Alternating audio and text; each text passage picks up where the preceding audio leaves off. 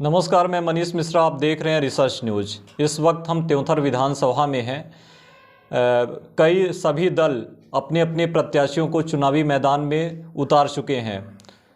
अधिसूचना भी जारी हो चुकी है, सभी फॉर्म भराए जा रहे हैं और इस वक्त हमारे साथ महर्षि सिंह जी हैं, जो त्योंथर विधानसभा से आम आदमी पार्टी से प्रत्याशी के तौर पर चुने गए हैं।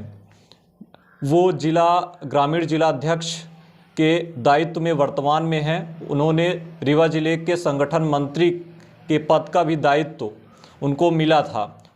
जो लगातार वो त्योंथर में जनसंपर्क कर रहे हैं और जब उनको त्योंथर से आम आदमी पार्टी से प्रत्याशी बनाया गया है तो वो किस तरीके से त्योंथर के सियासत में एंट्री करेंगे और जनता के समक्ष किन मुद्दों को लेकर जाएंगे, इन सभी विषयों पर हम चर्चा करेंगे। सबसे पहले महर्षि जी, आपका बहुत बहुत स्वागत है और बहुत बहुत बधाई टिकट मिलने पर। धन्यवाद आप सभी का।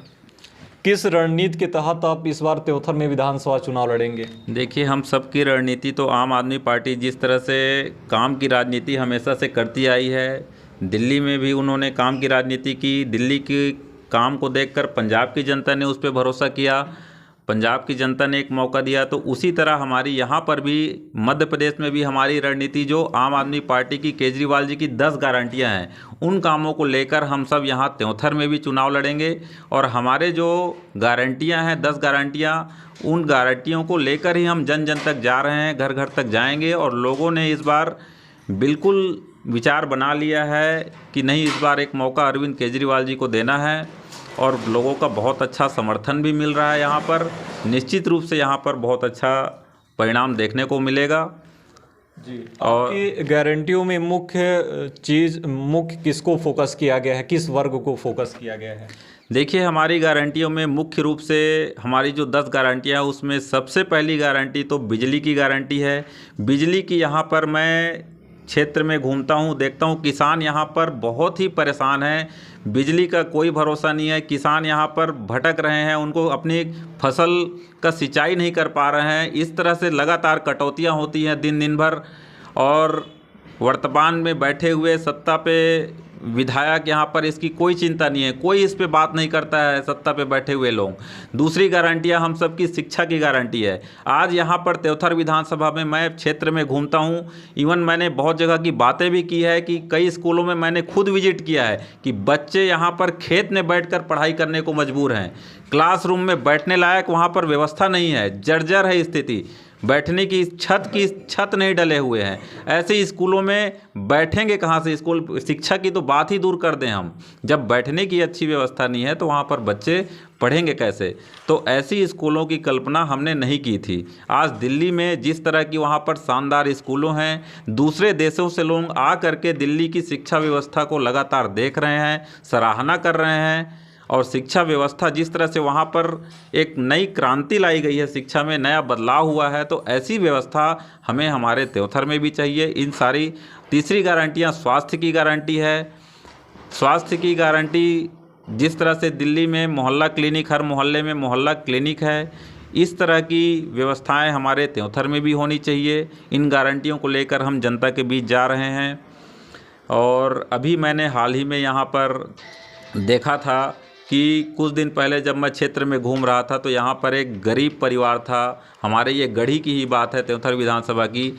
उनके पास पैसे ना होने की वजह से, मतलब पैसे के अभाव में डॉक्टर ने इलाज करने से मना कर दिया, एम्बुलेंस उनको रास्ते में उतार करके छोड़ के चले गए, उनकी मृत्यु हो गई, वो रास्ते पर पड़े हुए थे। तो ये इस तरह की व्यवस्थाएं, बताइए, हम ऐसे भारत की कल्पना नहीं किए थे। यानी आप यहाँ पर गरीबी की चरम सीमा की बात कर रहे हैं? बहुत, बिल्कुल गरीबी बिल्कुल चरम पे है। और यहाँ पर आज लगातार इतने समय से मध्य प्रदेश में बीजेपी की सरकार है 20 सालों से, लेकिन इन सब विषयों पे कोई बात नहीं करता है। ना तो शिक्षा की कोई बात करता है, ना स्वास्थ्य की कोई बात करता है, और जनता को लगातार गुमराह करने का काम किया जा रहा है। जो निवर्तमान विधायक रहे हैं श्यामलाल द्विवेदी जी, उनके 5 साल का कार्यकाल का आकलन जनता किस तरह करेगी इस बार? क्या उनके परिणाम क्या इस चुनाव में दिखेंगे? क्योंकि कहीं ना कहीं जनता तो आकलन करेगी, भले बीजेपी ने इस बार कैंडिडेट बदल दिया हो, चेहरे बदल दिए हों, लेकिन जनता तो ये इस बात का आकलन करेगी कि पिछले 5 सालों में उन्होंने क्या विकास किए हैं। देखिए, वर्तमान विधायक जो हैं श्यामलाल द्विवेदी जी, उनके कामों की यहाँ पर आप लोगों के बीच जाएंगे तो उनके कामों की समीक्षा लोग ही बताते हैं। मैं यहाँ पर फील्ड में जाता हूँ तो वहाँ पर लोग उनको गाली देते हैं। उनके ही गांव की स्कूल मैंने देखी है कि वहाँ पर बैठने की व्यवस्था नहीं है, बच्चे बाहर कीचड़ में बैठे हुए थे, वहाँ पर किसी तरह की कोई व्यवस्था नहीं है। वहाँ के जो कर्मचारी हैं वो भी बोल रहे हैं कि हम क्या करें। और विधायक का गांव की स्कूल है वो, मैंने उसको खुद विजिट किया हुआ है, वहाँ पर देखा है। और उनको आज पूरे त्योंथर में लोग कहीं न कहीं थू थू कर रहे हैं उनकी, आज उनका विरोध हो रहा है। तो उन्होंने अगर अच्छा काम किया होता तो जनता उनकी बड़ाई कर रही होती, वाहवाही हो रही होती। तो हर मामले में चाहे किसान यहाँ पर परेशान है, महिला यहाँ पर सुरक्षित नहीं है, आए दिन यहाँ पर बड़ी बड़ी घटनाएं हो रही हैं। तो इन सारी चीज़ों के लिए ना तो यहाँ पर वर्तमान बैठे विधायक कभी इन सब चीज़ों पे बोलते हैं, ना कोई चर्चा करते हैं, ना यहाँ की क्षेत्रीय समस्याओं को लेकर ऊपर कोई बात करते हैं। तो ऐसे में जनता इस बार, और बीजेपी ने वैसे भी बाहर के लोगों को टिकट दे करके ये दिखा दिया कि श्यामलाल द्विवेदी जी ने कोई काम नहीं किया गया था। जब बाहर से आकर के, रीवा से आकर के, कांग्रेस से, दूसरी पार्टी से आकर के सिद्धार्थ तिवारी जी को प्रत्याशी यहाँ पर बनाया गया है, तो ये निश्चित रूप से दर्शाता है कि बीजेपी के वर्तमान विधायक किस लेवल पे और किस तरह का काम कर रहे थे। क्या लगता है आपको इस बार क्षेत्रीय और बाहरी का मुद्दा त्योंथर में गूंजेगा? क्योंकि बीजेपी में जिस तरीके से फूट दिख रही है, सभी लोग पार्टियां छोड़कर बाहर जा रहे हैं, तो क्या मानते हैं क्या समीकरण बनेंगे इस बार? बिल्कुल इसका दुष्परिणाम तो होगा। जनता कहीं न कहीं आक्रोशित है कि यहाँ पर जो लगातार आज इतने लंबे समय से पार्टी में काम कर रहे हैं, चाहे बीजेपी के लोग हों या कांग्रेस के लोग हों, आज 20 साल 25 साल से वो कार्यकर्ता हैं, लीडरशिप कर रहे हैं, खर्चे कर रहे हैं, काम कर रहे हैं जनता के बीच में। लेकिन यहाँ पर पार्टी बाहर से, दूसरे पार्टी से आए हुए लोगों को, सिद्धार्थ तिवारी जी आए और आज उनको मेंबरशिप ली उन्होंने और आज उनको टिकट दे दी। तो बीजेपी की जनता आखिर करे क्या? और इसका निश्चित रूप से दुष्परिणाम होगा, क्योंकि बाहर के नेता को जनता एक्सेप्ट नहीं करने वाली है। क्योंकि यहाँ पर जो लगातार क्षेत्र में काम कर रहा है, यहाँ का रहने वाला है, लोगों की समस्याओं को लेकर बात कर रहा है, उनके लिए लड़ रहा है, तो कहीं न कहीं जनता उनको मौका देगी और बाहर के लीडरों को बिल्कुल एक्सेप्ट नहीं करने वाली है। इसका परिणाम आने वाले समय में चुनाव में निश्चित रूप से दिखेगा। क्या है आपकी बूथ लेवल पर किस तरीके से तैयारी है? क्योंकि किसी भी चुनाव को लड़ने के लिए तह तक जनता के समक्ष जाना पड़ता है, तो बूथ स्तर पर क्या तैयारी आपकी है?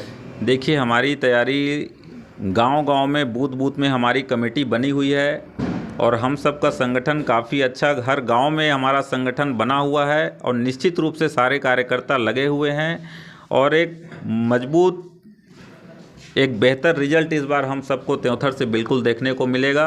आम आदमी पार्टी के सारे कार्यकर्ता क्रांतिकारी हैं, पार्टी के प्रति समर्पित हैं और लगातार जी जान से लगे हुए हैं और बेशक इस बार चुनाव में एक बेहतर परिणाम देखने को मिलेगा आम आदमी पार्टी का। अगला सवाल मैं आपसे पूछना चाहता हूं कि आप फाइट किससे करेंगे? नज़दीकी फाइट आपकी किससे रहेगी? क्योंकि बीजेपी है, कांग्रेस है, आप आम आदमी पार्टी है, बीएसपी भी अब एंट्री कर चुकी है। नज़दीकी फाइट किससे होगी आपकी? देखिए, नज़दीकी फाइट तो हम तो यही कहेंगे कि हमारी जिस तरह से काम चल रही है और जनता जिस तरह से, जनता का समर्थन मिल रहा है आम आदमी पार्टी को, तो मैं तो आपसे यही कहना चाहूँगा कि निश्चित रूप से हम इस बार कहीं न कहीं जीत हासिल करेंगे त्योंथर से। हमारी फाइट बीजेपी और कांग्रेस दोनों की तुलना में अच्छी रहेगी और उससे बेहतर ही परिणाम होगा। यहाँ पर बीजेपी और कांग्रेस से बेहतर स्थिति रहेगी आम आदमी पार्टी की। बस मैं यही कहना चाहूँगा आपको, जिस तरह से लोगों का समर्थन मिल रहा है।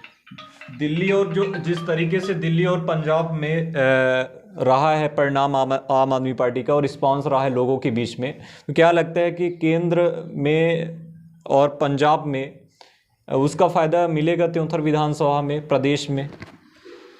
बिल्कुल मिलेगा, क्योंकि देखिए, दिल्ली में जिस तरह से आम आदमी पार्टी लगातार काम कर रही है, दिल्ली के कामों को देखकर, वहाँ की कामों को पूरे देश में नहीं बल्कि विदेशों में भी वहाँ की कामों की चर्चाएं होती है आम आदमी पार्टी की। और उन कामों को देखकर पंजाब की जनता ने भी भरोसा किया, वहाँ ने भी बहुत अच्छा मौका दिया और पूरी बहुमत के साथ वहाँ पर पंजाब में सरकार बनाई।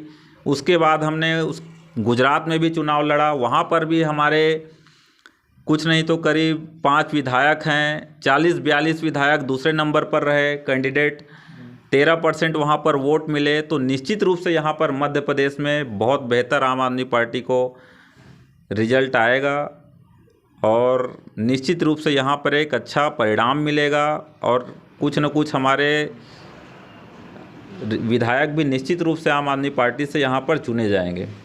एक पक्ष ये भी दिखाई देता है कि जो आपने जो गारंटियाँ बताई, बिजली, शिक्षा, स्वास्थ्य, शिक्षा के मॉडल को जिस तरीके से दिल्ली और पंजाब में लागू करने की व्यवस्था है, उस मॉडल को तैयार करने वालों की कमर तोड़ी जा रही है। आम आदमी पार्टी का आरोप है कि शराब घोटाले में इसी द्वेष की भावना से फंसाने का प्रयास किया गया। देखिए, आप लोगों को पता होगा कि जिस तरह से वहाँ पर शिक्षा में क्रांति लाने वाले मनीष सिसोदिया जी शिक्षा मंत्री जो थे दिल्ली के, उन पर झूठा आरोप लगा करके उनको अंदर रखा गया है। सुप्रीम कोर्ट ने लगातार फटकार भी लगाई है कि जब इनके खिलाफ कोई आपको एविडेंस नहीं मिल रहे हैं, कोई आरोप नहीं है, तो इनको क्यों आपने अंदर रखा हुआ है। लेकिन इस सत्ता पर बैठे हुए लोग, भारतीय जनता पार्टी की सरकार जिस तरह से ये हम पर दबाव डाल रही है या फिर जिस तरह से ये ज़बरदस्ती किया जा रहा है, दबाने की कोशिश की जा रही है, तो इन सब चीज़ों से आम आदमी पार्टी के कार्यकर्ता डरने वाला नहीं है। और इन सब चीज़ों को हम सब यहाँ पर आम आदमी पार्टी के कार्यकर्ता, क्रांतिकारी कार्यकर्ता हैं, एक एक आदमी यहाँ पर जेल जाने के लिए तैयार है। तो इन सब की धमकियों से, इन सब के डरने से, डराने से हम इन सब की बहकावे में आने वाले नहीं हैं, ना ही इनके धमकियों से डरने वाले लोग हैं। आम आदमी पार्टी का एक एक कार्यकर्ता क्रांतिकारी है और निश्चित रूप से वो सब जेल जाने को तैयार हैं, पीछे हटने को तैयार नहीं हैं, क्योंकि वो बेशक ईमानदार हैं, उनके पास कोई सी तरह का कोई गलत काम नहीं किए हैं, तो 1 रुपये का भी घपला, 1 रुपये का भी घोटाला उनके पास मिलने वाला नहीं है।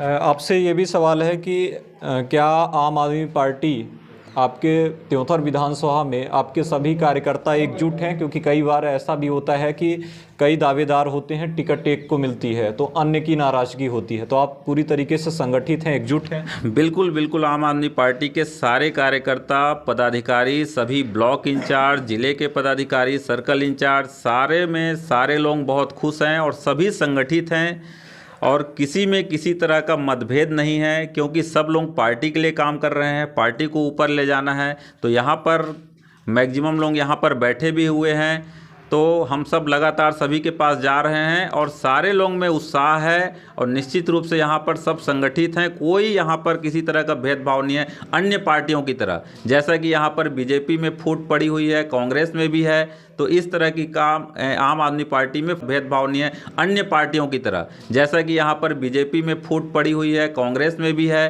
तो इस तरह की काम आम आदमी पार्टी में फूट नहीं है। यहाँ पर सब संगठित हैं और हम सब मिल करके एक मजबूत चुनाव लड़ेंगे और एक बेहतर परिणाम हासिल करेंगे। बहुत बहुत धन्यवाद। ये थे हमारे साथ महर्षि सिंह जी, जिन्होंने बताया है कि शिक्षा, स्वास्थ्य और बिजली की समस्या जो है उस पर केजरीवाल जी ने जो गारंटियाँ मध्य प्रदेश में लागू की हैं, अगर मौका मिलता है तो ज़रूर वो लागू किया जाएगा। साथ ही उन्होंने ये भी बताया है कि जो पिछले 5 सालों में त्योंथर विधायक रहे श्यामलाल द्विवेदी जी ने विकास कार्य किए हैं, उसकी जनता समीक्षा करेगी, उस आधार पर यहाँ पर वोटिंग होगी। तो लगातार रिसर्च न्यूज़ के साथ बने रहिए। तब तक के लिए धन्यवाद। नमस्कार।